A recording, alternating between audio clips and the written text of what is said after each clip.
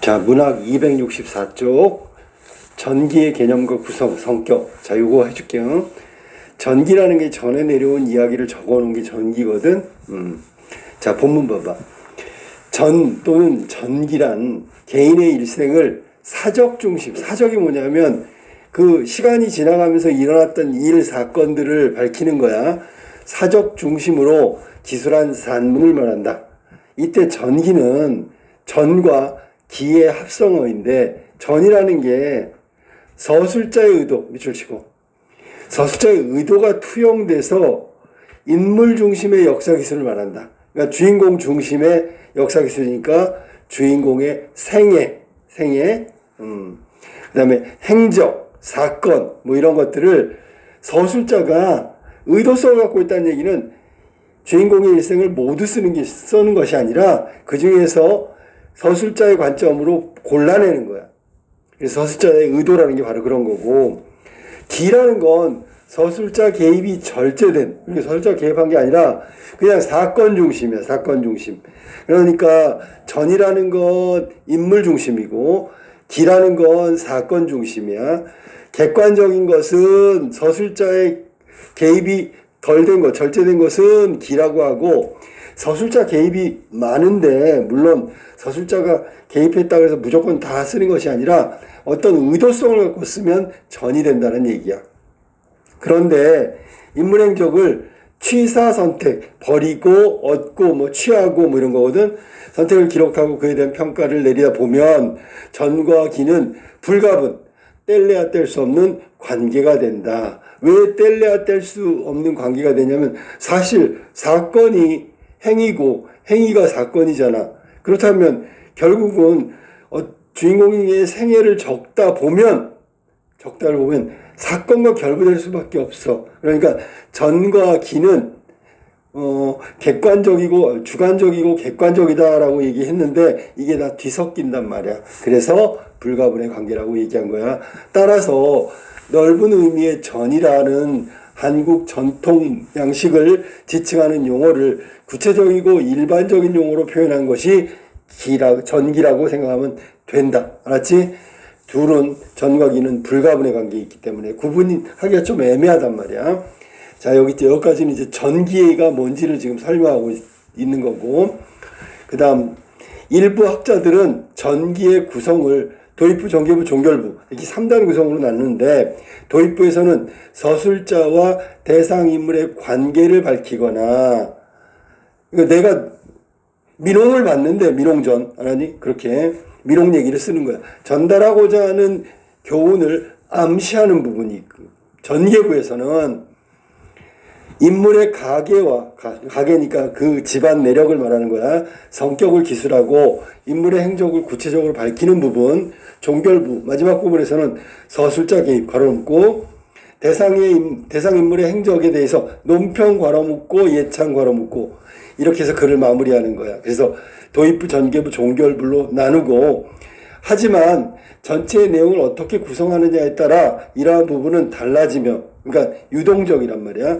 위와 같은 도입부를 제시하지 않는 경우도 많다. 그러니까 도입부 없이 바로 전개부로 들어가는 경우도 있단 말이야. 그래서 전이라는 글의 종류에는 도입부가 있다고 규정한 학자도 있지만, 맨 끝에 보니까 도입부를 제시하지 않는 경우도 많다고 얘기했으니까, 일반적으로 그러니까 도입부가 일반적이냐 그렇게 묻는다면 그 일부 학자들하고 지은이는 좀 다르게 생각한다라고 얘기한 거지, 그지? 자, 다음 문단. 인물의 행적을 기술할 때에는 대체로 사실에 충실할 것을 강조되지만, 사실 인물을 평가할 때는 골개, 보통 해악이라고 하는 거지, 해악. 근데 여기 넓은 범주로 오면 반어나 풍자도 포함된단 말이야. 알았어? 그래서 골개라는 게 웃음을 주는 건데, 문학의 요소, 웃음을 주는 건데, 보통은 해악이란 말이지. 근데 풍자를 통한 해악, 반어적 표현을 통한 해악, 이런 것도 다 포함된다. 특히 인물에 대한 사파를 선택하는 과정에서 대상에 대한 주관적 판단이나 왜곡된 인식이 드러나기도 한다. 대상에 대해서 주관적 판단, 왜곡된 인식. 또한 전기의 형식이나 구성을 빌려 특정, 바로 볼까? 특정 인물이나 사물을 주인공으로 삼는 야담이나 가전. 여기 야담이나 가전. 한간에 떠도는 얘기 야담. 가전, 이거는 저 밑에 나오는 정시자전처럼 사물을 의노한 걸 말하는 거야. 이런 것들, 특정 인물이나 사물을 주인공으로 삼은 야담이나 가전을 창작하기도 하는데, 이 경우 대상과 관련된 사건이나 대상이 지닌 특징을 과장하고 동그라미, 왜곡하고 동그라미, 허구적 성격 동그라미. 그래서 그것이 강화되기도 한다 그랬지. 허구적 성격이다가 아니라 강화된다는 얘기는 가전체는 아직 소설 전 단계이기 때문에 허구적이다라고 얘기할 수는 없는 거고, 허구적 성격이 점점 강화되면 나중에 소설이 된다는 얘기 알았지? 그래서 여기는 지금 전기라는 글에 부여되는 허구적 성격을 말하면서 나중에 소설로 발전해 가는 거야. 자, 여기는 가전, 또 야담 뭐 이런 얘기까지 했단 말이야. 자, 그러면 다음 밑에 나온 게 뭐냐면, 이게 이제 정시자천하는 전 동그라미 쳐볼래? 그 전을 얘기하고 싶은 거야. 전기의 전을 말하는 거란 말이지. 자, 그러면 한번 봅시다. 네, 내용은 좀 이따 설명해주고. 정시자전이라고 그랬으니까 원래 이게 정시라는 게 정자가 이게 고물의 정자라 그래서 영어로 말하면 T자처럼 생긴 한자야. 그러니 지팡이를 의인화한 거야. 정시자전은 지팡이를 의인화한 가전체문학이다 라고 얘기하면 돼. 그러면 아까 나온 대로 이게 이제 처음에 이름하고 가게 설명 뭐 이런 것들이 나와야 되는데, 이 정시자전은 그렇지가 않단 말이야. 알았니? 그냥 시경암과 정시자가 대화하는 것으로 시작해. 처음에 뭐 정시가 어디에서 어떻게 생겨났고 뭐 이런 거 안 나온단 말이야. 그렇지? 그리고 여기 형상이 기이하게 묘사가 돼 있고, 묘사라는 부분도 나오고 고사도 등장하고, 그 다음에 시경암이 정시자한테 얘기하는 건데, 서로 얘기하는 건데, 마무리는 시경암이 마무리하고 있는 거야. 알았니? 자, 그럼 본문 한번 볼까? 입동날 어둑한 새벽에 시경암이 암자 안에서 벽에 의지하여 졸고 있는데, 자, 그러면 입동날이니까 계절적 표현, 시간적 표현이고, 어둑한 새벽, 시간이네. 계절과 시간, 그 다음에 시경암이 암자라고 해서 암자가 공간적 배경이 되는 거야. 자, 가전체문학, 다른 일반적인 가전체문학하고 좀 다르게 본격적으로 나오기 시작했어. 그러니 벽에 의지하면서 졸고 있는데 밖에서 누가 뜰에 절하며 새로운 정시자가 뵙나이다. 인사하러 왔습니다. 그런 얘기고, 지팡이를 의인화했다. 정시자. 자, 시라는 건 시중을 든다는 얘기지. 원래 사람이 지팡이를 짚고 다니잖아. 그지? 문 안을 들린 소리가 들려서 이상하게 여겨 나가보니 사람이 섰는데, 자, 여기 이제 이상하게 묘사한 거야. 형체가 가늘고 길며 빛이 검고 빛나며 붉은 뿔은 우뚝 뾰족하여 싸우는 솥불처럼 생겼고, 검은 눈망울이 툭 부러져 부릅뜬 눈 같은 것이 기우뚱 들어와가지고 비틀비틀 들어와가지고 오뚝이 또 꼿꼿하게 서 있는 거야. 나는 처음 놀라고 이윽고 불러 말하기를, 여보게 정시자 앞으로 오게. 우선 물을 것이 있네. 자네 왜 이름이 정시오? 어디서 왔는지 무엇 때문에 왔는가? 또 내가 평소에 자네 얼굴을 알지 못하는데 자네가 시자라는 일컬음은 무엇 때문인가? 시자라는 게 시중 드는 사람이거든. 난 너 얼굴도 모르는데 나한테 시중 든다는 이름을 갖다 붙이고 또 뭐냐? 정시는 또 뭐고? 하니 말이 채 끝나지도 않았는데 정깡충깡충 뛰어나와 차분차분 삼가 대답했다. 자, 여기 밑줄 쳐볼래? 말이 채 끝나기 전에부터 대답했다까지. 이게 다른 가전체문학하고 다른 점이 뭐냐면, 이렇게 대화로부터 시작했다는 게 바로 이걸 말하는 거야. 시경암하고 정시자가 대화로 시작하는 거야. 앞부분 설명 없이, 가계도 설명 없이 바로 들어온 거지. 그지? 자, 그리고 도입부에 문답이 적용돼 있다. 문답으로 시작하는 거야.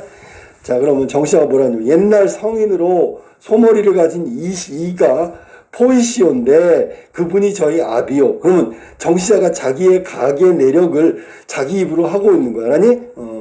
보통은 서술자가 막 이렇게 써주는데, 뱀의 몸을 가진 이가 여와 이온데 그분이 저의 어미로소이다. 그래서 아버지하고 어머니를 얘기한단 말이지. 그러니까 포이시가 바로 아비오, 그 다음에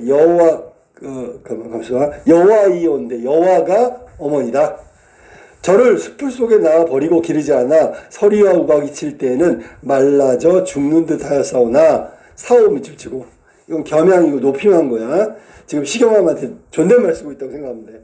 바람과 비가 은혜를 내리면 다시 살아 번영한 듯하여 추위와 더위를 1100번 겪은 뒤에 자라나 인재를 이루었습니다. 제목이 됐다란 얘기고.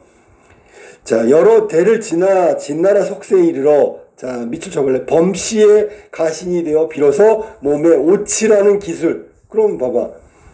이게 있잖아. 범씨의 가신이 되어. 범씨가 바로 고사란 말이야. 고사 속에 인물이 등장시켜가지고 자기 지팡이의 겉에 오치를 했다라는 걸, 검은색 빛깔이 나게 했다는 걸 고사를 인용해가지고 적용해서 쓴 거야. 배어사오며 내려와 당나라 승대에는 조로의 문이 되었사옵고 또 철취의 호를 더하였나이다. 그 뒤에 계속 자기 내력을 얘기하는 거야. 정도 땅에 놀았는데 점삼랑을 길에서 만나니 그가 저를 익히 보고 하는 말이, 자네의 형상이 모습이 위는 건너지르고 T자의 가로 아래는 내리거었으니 마땅히 내 성을 자네 성을 성으로 줌세. 그게 정시하잖아요. 정시가 왜 정시가 됐는지 시경함이 물은 거에 대한 대답이란 말이야.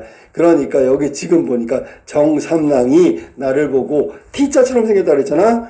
가로지르고 내리그었으니 한자로 말하면 공울의 정자. 그래서 정시가 됐다. 저는 그 말을 조차 고치지 않으려 하옵나이다. 그 성을 받았으니까 정삼랑이 정해준 그거를 버리지 않겠다. 그리고 계속 지키겠다라는 얘기지. 대개 저의 직책이 사람을 붙들어 모심에 있사온데, 지팡이를 짚고 다니니까 그런 거지. 사람마다 저를 부려 제가 천하고 또 고달프거나 그 사람이 아니면 감히 저를 부르지 못하므로 제가 붙들어 모시는 이가 워낙 적었나이다. 노인들이 짚고 다녔으니까. 그래서 사람을 만나지 못하여 돌아가 의지할 바를 잃어 헤매를 막 떠돌아다니다가 토우에게 웃음을 당함이 이제 오래였사온데, 어제 하늘이 저의 기권 운명을 불쌍히 여겨 명령하여 이르기를 너는 화산의 시자로 삼으니, 자, 화산에 가면 이름 높은 스승을 삼가하고 섬겨라. 그 시자가 될 것이다. 라고 해서 하늘이 자기 이름을 시자로 정해준 거야. 그래서 정시자가 됐습니다. 가서 직을 받들고 스승을 오직 섬길지어다. 그래서 여기 시경함을 만나러 온 거잖아. 그지? 그래가지고 하시기로 저는 명을 듣잡고 밑줄 쳐봐. 이거 상대 높이면 이것도 존댓말이야. 명을 듣잡고 기뻐 뛰며 외다리로 왔사오니 바라옵건대 장로께서 시경함께서는 용납하여 나를 받으시옵소서. 나를 스승으로 모시고자 할 테니까 제자로 받아주십시오라는 얘기야. 나는 말하기를 후덕스럽구나. 정상좌.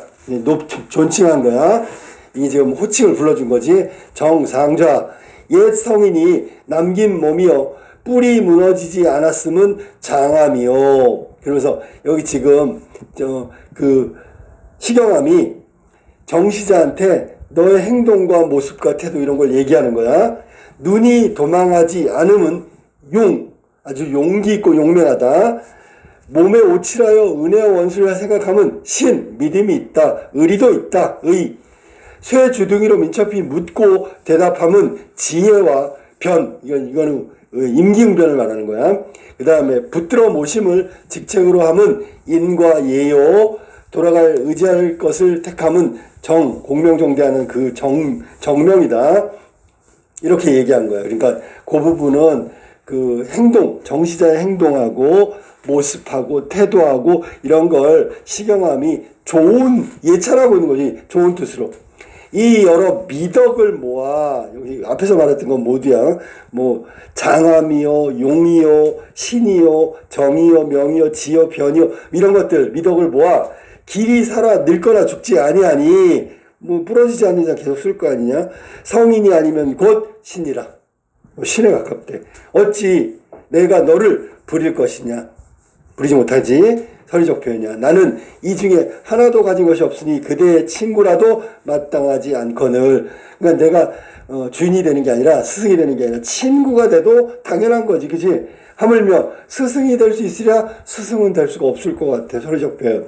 화도에 또 화란 이름을 가진 산이 있는데, 가감이라는 늙은 화상이 그 산에 머무는 지 이미 2년째다. 그러니까 나 말고 그 화란 이름을 가진 산이 있는데, 화산에 가면 화도에 화산이 있는데 가감이라는 사람이 있어. 가서 스승으로 섬길 사람은 가감이다 라고 얘기한 거야. 산은 비록 이름이 같으나 사람은 덕이 같지 않으니, 그러니까 여기 화도에 잘 찾아왔는데 여기가 아니라 다른 화도로 가야 된다라는 얘기겠지. 하늘이 그대를 가라고 명한 곳은 이곳이 아니라 대개 그 가감이 머물고 있는 늙은 화상이 있는 거기가 화도다. 그대는 그리로 갈지어다 라고 하고 이어서 노래를 불러 보내기를, 정아, 아까 정상자 그러더니 다시 정아로 바뀌었네. 그지? 성큼성큼 가감의 뜰로 가서 스승으로 모시거라. 나는 여기서 박과, 이 박이라는 게 그 바가지 박이야. 오이처럼, 오이 매어 사는 몸. 그러니까 이 박하고 오이는 땅에 심는 거잖아. 매어 사는 몸. 너 정만도 못하구나. 지팡이는 여기저기 돌아다니는데, 그런 뜻이야. 하였다. 이렇게 된 거야. 이게 정시자전 얘기한 거고, 정시자란 이름이 어떻게 냈는지를 본인이 다 설명했어. 알았니? 원래 다른 가전체는 서술자가 다 개입해가지고 자기가 다 내력과 각의 이름 이런 거에 대해서 다 얘기해 줬는데, 자 그러면 자 정시자 이름은 그런 식으로 본인이 얘기했고, 시경암하고 정시자가 서로 대화하고 있는 거지. 그치? 내용은 지금 읽은 걸로 대체하고 천천히 설명했기 때문에 잘 들었으면 이해할 수 있을 거야. 알았니? 고사를 인용했다라는 거, 또 뭐 이런 부분들을 좀 조심하고. 자 다음에 이번에는 소전, 박제가의 소전 한번 볼게. 자 북학파의 대표적인 실학자 박제가, 우리가 우물이라는 글을 언제 본 적이 있거나 배웠을 거야. 자 소전이라는 이름인데 이건 전기문이야. 그런데 자기 자신에 대해서 얘기했기 때문에 좀 겸손하게 소전이라고 얘기한 거야. 조그만 전기라는 거지. 그치? 그래서 여기는 내용이 뭐냐면, 자기가 가문이 어디고, 관양이라고 그러지 보통, 어디에 살고 있으면 거주지, 그 다음에 자기가 역사에 대해서 어떤 인식을 갖고 있는지, 혹은 국제적 시각, 외교, 왜냐면 실학자들은 외교, 무역 이런 거, 경제 이런 거, 유통 이런 거 되게 중요시하니까 국제적 시각과 이름과 호를 짓게 된, 박제가 이름과 호를 짓게 된 과정을 설명하고 있다. 그리고 자신의 외모를 아주 긍정적으로 자긍심을 갖고 묘사하는 부분도 나와. 알았지? 예찬이 되겠지. 그지? 자 27살 때 박제가가 자기가 추구하는 학문이 뭔지, 삶에 대해서 전기 형식으로 겸손하게 써놓은 소전을 들어갈게. 자 보면 봐봐. 그는 조선이 개국한 지 384년째 되던 해 압록강 동편으로 1000열이 떨어진 곳에서 살고 있다. 자기가 언제 태어났는지 얘기했네. 어디서 살아가는지 얘기했네. 조상은 내력이다. 신라에서 왔고 밀양이 그의 본관, 관양이다. 대학에 나오는 수신제가 치부 평천하에서 취해가지고 수신제가는 제가라는 이름이 거기서 나온 것이라고. 알았니? 이소에 들어있는 노래 초사에 의탁하여 호를 초정이라고 했다. 초사, 구론의 초사를 말하는 거야.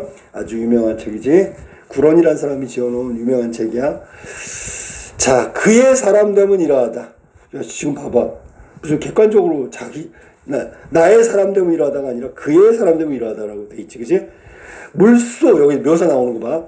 물소 이마에 칼 같은 눈썹, 물소 같은 이마, 칼 같은 눈썹, 초록빛 눈동자에 흰 귀를 지녔다. 고고한 사람만을 가려 더욱 가까이 지내고 권세 있는 자를 보면 일부러 더 멀리했다. 그러니까 앞부분은 외양묘사했고 고고한 사람만을, 거기부터는 그의 인품과 성품을 얘기한 거지. 그런 까닭에 세상과 맞는 경우는 드물어 언제나 가난했다. 그지? 일부러 권세 있는 자, 부자하고는 멀리했기 때문에. 그 고고한 사람, 원래 고고한 사람들은 대부분 가난하지. 왜냐면 자존심이 세기 때문에, 굽히질 않고 그러기 때문에. 그래서 가난하대. 어려서 문장가의 글을 배우더니 장성에서는, 커서는 국가를 경영하고 백성을 제도라는 말이 불교에서 구원한다는 뜻이야.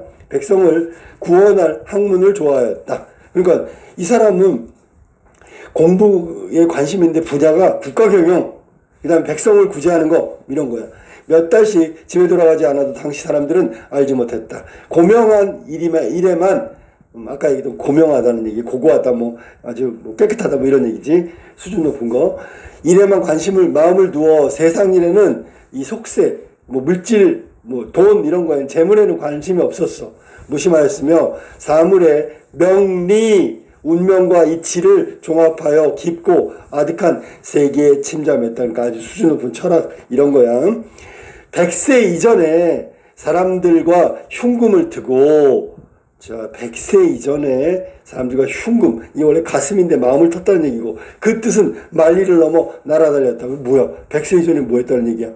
이게 그런 뜻이 아니고, 옛날 성현들이 적어놓은 글 있잖아, 글. 아주 유명한 책들 있잖아. 좋은 책들. 그거를 읽고 큰 뜻과 포부를 지녔다. 그런 뜻이야. 그렇게 비유하고 있는 거야. 그 다음에 구름과 안개의 기이한 자태를 관찰하고 온갖 새의 신기한 소리에 귀를 기울였다. 아득히 먼 산과 시냇물, 해와 달과 별자리, 지극히 작은 풀과 나무, 벌레, 물고기, 서리와 이슬, 날마다 변화하지만 정작 왜 그런지 알지 못하는 것들을 자욱하게 마음속으로 깨달으니, 그러니까 봐봐. 이 날마다 변화하지만, 여기부터 정작 왜 그런지 알지 못해 사람들은. 근데 자욱하게 마음속에 깨달았대. 그러면 이 사람은 자연에서 일어나고 있는 변화, 자연 현상에 대해서 깊이 관찰했어. 일단 그 이치를 깨달으려고 노력했어. 그래가지고 이 사람의 삶의 모습은 그런 거란 말이야. 자연현상 그 이치를 깨달으려는 노력을 하면서 살고 있었다. 말로는 그 정상을 다 표현할 수 없고, 그러니까 여기 아까 자연현상의 원래 이치 이런 걸 말로는 다 표현할 수가 없어. 입으로 그 맛을 충분히 담아낼 수가 없어. 설명하기 어려워. 스스로 생각하기를 저 혼자만 알 뿐 다른 사람들은 그 즐거움을 알지 못한다고 여겼다. 나만 깨우쳤다라는 얘기지. 형체만 남기고 가버리는 것은 정신이요. 형체만 남기고 떠나버리는 건 정신이야. 알았니? 이건 뭐냐면 이 사람이 자연상에 대해서, 변화에 대해서 이치를 깨달았잖아. 그러니까 자기 깨달은 걸 앞에서 정확하게 표현하는 게 너무 어렵다 그랬어. 첫 번째, 말로 하기가.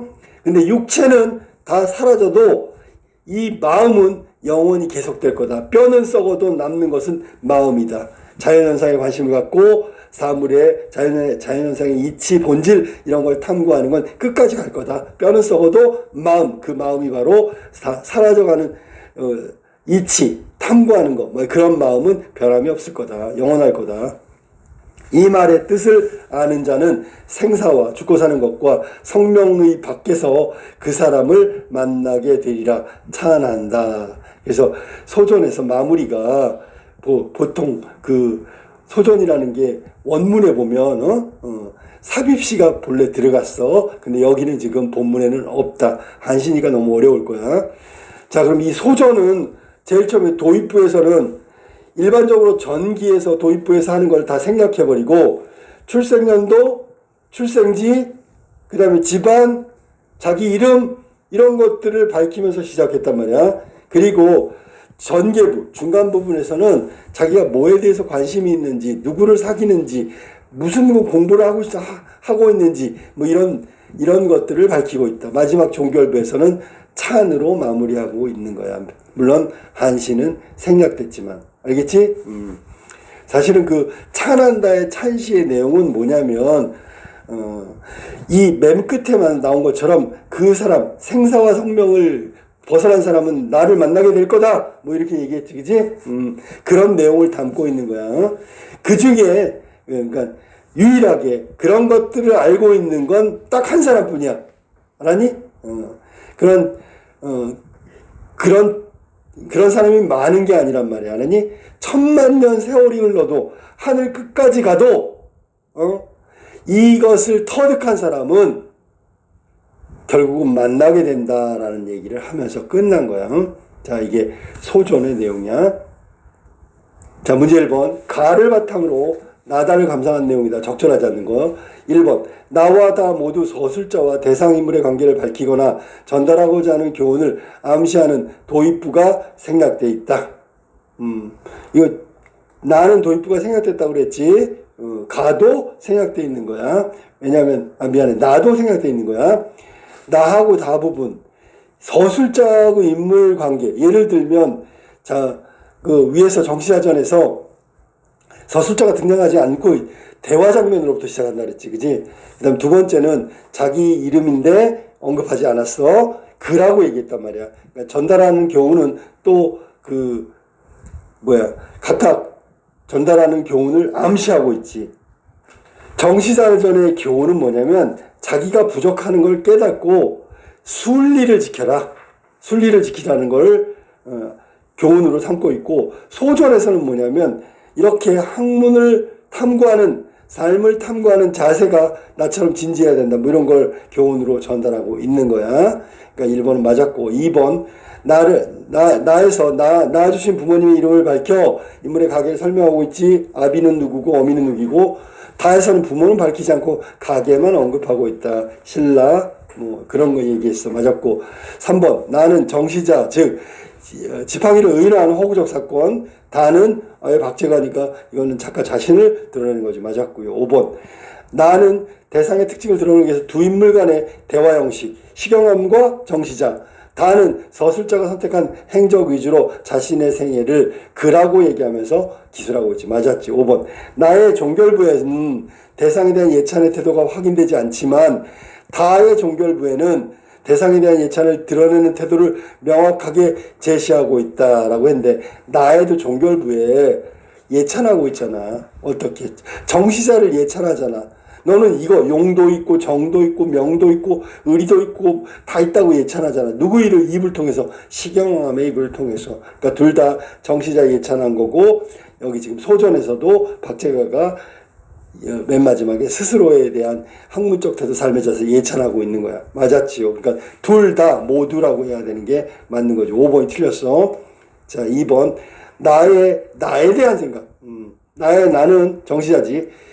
1번. 예상치 못한 정시자의 방문에 놀라 자신을 찾아온 연유를 묻고 있다. 시경함. 맞았고. 2번. 정시자가 지닌 긍정적 속성을 열거하는 뒷부분이 아까 얘기했던 정이며 명이며 용이며 뭐 이런 거. 자신 비교하여 부각하고 있다. 나는 그것만 못해. 그러니까 스승이 뭐야? 친구 삼아도 고맙지. 뭐 이렇게 얘기한 거지. 3번. 어울리는 사람을 찾아달라는 정시자의 요청을 듣고 틀렸잖아. 여기 화도에 온 건 시경함을 스승으로 모시려고 온 건데, 시경함은 화도가 다른 데도 있다. 거기 가면 너 늙은 스승이 있을 거다. 찾아가라. 뭐 그렇게 얘기했으니까 찾아달라는 요청이 아니라 스승으로 섬기게 해달라는 것을 요청한 거겠지. 3번 틀렸네. 4번. 화산에 머물고 있는 가감이라는 화상을 언급하며 그의 덕망을 칭송하고 그 사람이 너의 스승으로 안성맞춤이다. 글로 가라라고 얘기한 거야. 5번. 자신의 삶을 바꿔오이 한 곳에 정착하고 머무르다. 그러니까 난 같이 떠날 수가 없다라는 뜻이고, 정시자와 함께 못 가는 것을 이유를 그렇게 들었다. 맞았지. 정답은 3번이 틀린 거야. 자, 가와 관련하여 기억부터 미움을 감상한 내용으로 적절하지 않은 것. 기억부터 미움을 감상한 내용으로 적절하지 않은 것. 자, 1번부터 볼게. 기억에서 시경함이 정시자를 만난 시간과 공간을 알 수 있으며, 이게 아까 입동날 밤에 어쩌고저쩌고 나왔지. 시공간, 암자도 나왔고요. 가상인물의 행위가, 가상인물 누구야? 정시자. 실제 일어난 것처럼 서술하고 이해한 것이다. 맞았죠. 마치 찾아와서 그렇게 한 것처럼 소설적 허구적인 얘기니까. 2번 니은에서 정시와의 외향적 특징 확인. 이러한 특징을 역사적 사건과 관련지어 서술한 것은 대상의 특징을 과장하여 드러내는 방식일 수 있다. 자, 그러면 역사적 사건이 뭔지 볼까? 57 했는데 거기 진나라 속세에 이르러, 자, 진나라 속세에 이르러, 이게 옛날로 돌아간 거야. 범씨의 가신이 됐다고. 그래서 57을 했다는 얘기잖아. 이건 말도 안 되는 거지. 이거 어떤 뜻이야? 자기가 무슨 타임머신 타고 걸로 뭐 그렇게 해가지고 됐다. 응? 그러니까 범씨와 관련된 사건이 있으면 거기에 쓱 자기가 개입해서 들어간 거란 말이야. 이게 역사적 사건과 관련지어서 이야기한 거란 말이야. 3번 디귿에서 정치자가 시경을 찾아온 것이 하늘의 운명이래, 명령이래. 굳이 이러한 상황을 설정한 것은 인물의 정당성을, 행동을 그럴듯하게, 인물의 행동을 그럴듯하게 정당성을 설명하고 있는 거다. 맞았고요. 4번 리을에서 서술 대상인 그가 권세 있는 자에게 오해를 살 만한 행동을 해왔으면 틀렸네. 아예 멀리 했는데 무슨. 박제가는 권세 있는 자들을 멀리했다고, 그래서 가난하다고 그랬잖아. 틀렸지요. 이는 대상에 대해서 서술자의 왜곡된 인식이 생긴 까닭을 드러낸다. 자, 4번은 틀렸어. 고고한 사람하고 사귀길 좋아한다 그랬고, 권세 있는 자는 교류가 없었지. 그들하고 무슨 트러블이 있는 게 아니란 말이야. 아니, 눈밖에 나고 그런 거 아니니까 4번은 틀렸다. 정답 4번이야. 5번 미음에서 서술 대상인 그가 지녔던 학문적 태도 포부 짐작할 수 있고요. 이는 인물의 행적을 과장하여 제시하면서 인물에 대한 주관적 평가를 드러내기 위해서 그렇게 했다. 자, 그 자연현상, 삶의 이치 이런 걸 깨달아서 자기만 깨달았대. 100세 이전에 사람들 만리를 넘어다닐 만한 이런 건 너무 과장했어. 지나치게 자기가 훌륭하다는 걸 이렇게 주관적 평가가 투영돼서 과장되게 설명하고 있는 거니까 맞았죠. 자, 그래서 정답은 4번이 틀렸고, 오해를 살 만한 행동은 아니고요. 멀리했다라는 뜻이다. 자, 4번으로 갈게. 보기를 바탕으로 다를 이해한 내용이다. 적절하지 않은 거. 보기 봐봐. 박제가라는 인물은 영조 26년 밀양박씨 4대부의 서자 밑줄 쳐. 이건 두 번째 부인 이상에서 난 자식이지, 그지? 서울에서 태어났다. 11세 때 아버지를 여의고 가난한 생활을 하다가 이덕무의 소개로 박지원의 문화에 들어가 실학을 공부했고, 사행단으로 청나라 문물을 관찰하고 돌아와 이용후생에 필요한 기술, 도구를 도입할 것, 국내 상업과 국외 무역을 장려할 것을 주장하는 북학의를 남겼다. 이후에 정조의 총애를 받아 정삼품 벼슬에 오르기도 하였지만 그의 주장은 당시 조선의 학자들에게 너무 혁신적이고 과격한 것으로 인식되었다. 훗날 개혁을 반대하는 무리들의 박해를 받아 유배를 당하기도 하였다. 이게 박제가의 일생이네, 그지? 자, 1번부터 볼까? 조상은 신라에서 왔고 밀양이 그 관행이라고 언급한 것은 서울에서 태어난 박제가의 가계를 설명하기 위한 것이다. 그렇지. 맞아? 맞잖아. 이게 지금 자기 집안 있잖아. 조상은 신라다. 그리고 관양은 밀양이야. 그런데 서울에서 태어났지만 이게 전기적인 어떤 전기문의 전기 있잖아. 일반적 형식을 맞추려고 조상의 출신, 내가 태어난 곳, 언제 태어났고 이런 거 언급한 거니까 맞았고요. 2번 세상에 맞는 경우가 드물어 언제나 가난했다라는 말은 아버지를 여의고 시작된 가난을 겪으며 벼슬자리에 관심을 두지 않았다는 의미다. 그럴 수 있겠지만 여기서는 그걸 알 수가 없네, 그지? 그리고 본문에서 뭐라 했냐면 세상과 맞는 경우가 드물어 언제나 가난했다라고 얘기했단 말이야. 그러니까 이 사람이 너무 과격하다라는 평가를 받았잖아, 그지? 그러니까 일부러 권세 있는 권력자들하고는 멀리했다 그랬어. 알았니? 그 얘기는 부귀공명을 쫓지 않았다는 얘기잖아. 국가 경영하고 백성을 구제하는 거에 관심이 많았다고 얘기한 거지, 그지? 그러면 결국 벼슬자리에 관심을 두지 않았음을 드러내는 것은 아니라는 것을 확인할 수 있지. 여기서는 지금 뭐랬어? 밑줄 쳐봐. 벼슬자리에 관심을 두지 않았음. 이런 뜻은 아니야. 왜냐하면 보기에 보면 봐봐. 총애를 얻어 정삼부까지 올랐잖아. 만약에 벼슬에 관심이 없었다면 저렇게 벼슬을 받으면 안 되겠지, 그지? 받았다는 얘기는 권문 세력, 권력자들하고 거리를 두었다는 뜻이지 벼슬에 관심이 없었다는 뜻으로 해석하면 안 된다는 얘기야. 그래서 2번이 틀렸다. 3번, 국가를 경영하고 백성을 제도할 학문. 결국은 박지원의 문화에서 배웠던 실학사상, 그리고 청나라 갔다 온 그 경험, 새로운 문물을 떠올렸겠군이라고 보기를 통해 추론할 수 있고, 4번, 다른 사람들은 그 즐거움을 알지 못한다. 자기가 당시 학자들에게 충분히 인정받지 못한 아쉬움의 표현으로 내 뜻과 내 생각을 아무도 이해 못해 라고 얘기한 거야. 5번, 뼈는 썩어도 마음, 남는 것은 마음이다. 마음이 아까 그 마음이잖아. 탐구하는 마음, 뭐 이런 거. 박제가의 개혁에 반대하여 자신을 박해하는 무리들이 있다고 해도 자신의 생각은 절대로 꺾지 못해. 나는 마음을 버릴 수 없어. 그런 의미로 해석할 수 있단 말이야. 지금 선생님이 해석한 건 보기에 박제가가 태어나고 일생 동안 있었던 행적이 있을 거 아니야. 그것과 결부시키면 실제로 소전에 나와 있는 내용은 그렇게 해석해야 되는 게 맞다는 거지. 알겠지? 그래서 지금 정답은 2번이 정답이다.